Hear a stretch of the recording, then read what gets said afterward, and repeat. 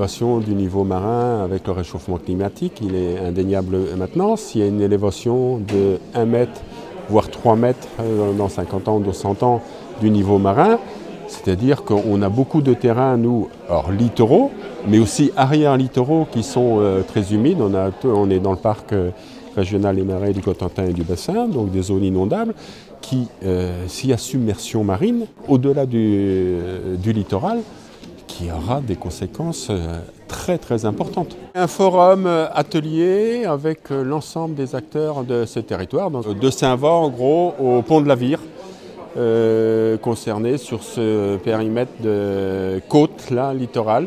Et on a répondu à l'appel à projet de la région Notre Littoral Demain pour réfléchir à des stratégies que tous les acteurs de ce territoire-là, je souhaite qu'ils restent à vivre sur ce territoire-là. Comment, où, toute la question est là, c'est l'intérêt de ces ateliers cet après-midi. Exercice pas facile parce qu'il y a 3 stratégies, c'est soit le laisser faire, on verra bien ce que la mer nous réserve, la nature nous réserve, ou la défense coûte que coûte, ou alors le repli stratégique. Le premier séminaire, c'était sur le constat, le diagnostic que la mer monte. Là, c'était tous horizons. Et la prochaine fois, il faudra argumenter, faire un choix stratégique de développement. Les enjeux, ils sont énormes, ils sont à la fois humains, patrimoniaux, parce qu'il y a des habitations sur le long du littoral, économiques, on parlait de l'agriculture, du tourisme, de la conchyliculture, de la pêche, aussi culturel, historique. On a des plages qui, on espère, seront classées par l'UNESCO, le musée d'Utah Beach, mémoriel, etc.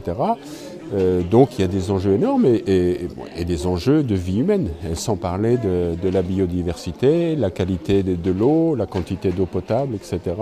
Les réseaux publics, les fonds publics qui ont été mis, les stations d'épuration, l'électricité, la fibre optique, etc. qui passent sur le littoral. Donc il y a énormément d'enjeux. Il y a une prise de conscience.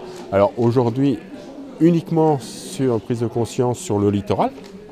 Là, c'est tout aussi l'enjeu de cet appel à projet-là et de ces forums, c'est d'inviter l'ensemble de la population, y compris la population arrière-littorale, parce que ça va concerner tout le monde. Ma commune a quelques kilomètres de côte, et donc on commence à réfléchir et à voir qu'est-ce que l'on va pouvoir faire.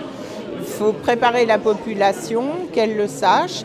Et là, des ateliers comme aujourd'hui, c'est pour réfléchir. Tout est à réfléchir parce que la faune et la flore, elles vont s'adapter. Maintenant, nous, est-ce qu'on en est capable? À voir. J'ai géré les marais arrière-littoraux et les digues pendant 17 ans, donc on connaît le problème.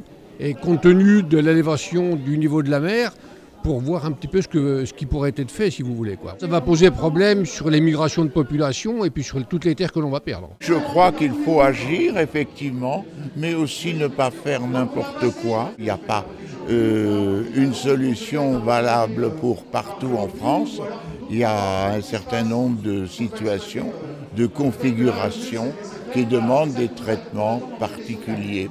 À bientôt sur tvie.tv.